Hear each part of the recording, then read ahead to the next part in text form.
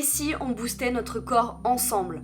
Pendant 7 jours, je vais tester le drainage lymphatique et je vais tout te montrer, que ce soit des astuces, de l'alimentation, des résultats ou que sais-je. Bref, n'hésite pas à t'abonner pour suivre tout ça. Je vous ai parlé de ce que c'est le drainage, de comment on fait sur le visage, de comment on fait sur le corps, mais un truc dont j'ai pas encore discuté, c'est l'alimentation. Oui, c'est un sujet qui fâche, mais notre alimentation a un énorme impact sur tout notre corps et du coup sur le système lymphatique. Et en fait on pourra faire tous les drainages possibles et inimaginables, si l'alimentation n'est pas adaptée et n'est pas en faveur de ce truc là, et ben ça n'aura pas beaucoup d'effet malheureusement. Il y a plusieurs types d'aliments qui boostent les drainages, on le verra plus tard, mais tous les aliments qui sont riches en eau. Je vais pas m'étaler sur l'hydratation aujourd'hui parce que ce sera le sujet de la vidéo de demain, mais tout ce qui est riche en eau, qui est assez léger, les fruits et légumes, les concombres, les tomates ou que sais-je, ça c'est hyper bien. On a aussi tous les aliments riches en fibres. Hier je vous ai parlé de la digestion et de l'impact que le système lymphatique pouvait avoir sur la digestion,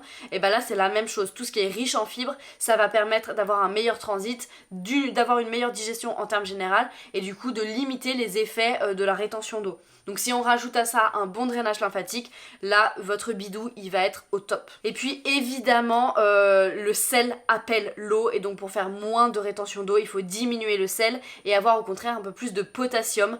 Alors là pareil, les minéraux etc, ça devient vite hyper compliqué, mais ce qu'il faut retenir en fait c'est qu'il faut avoir une alimentation équilibrée, variée en termes général, manger beaucoup de fruits et légumes parce que c'est ce qui nous apporte les vitamines, les minéraux essentiels, et puis aussi beaucoup d'eau. Grosso modo, alimentation équilibrée et variée et le moins possible industrielle parce que c'est là où on va avoir beaucoup de sel et beaucoup de trucs ajoutés. Pour compléter ça, il va falloir avoir une bonne hydratation, mais ça, on en parle demain.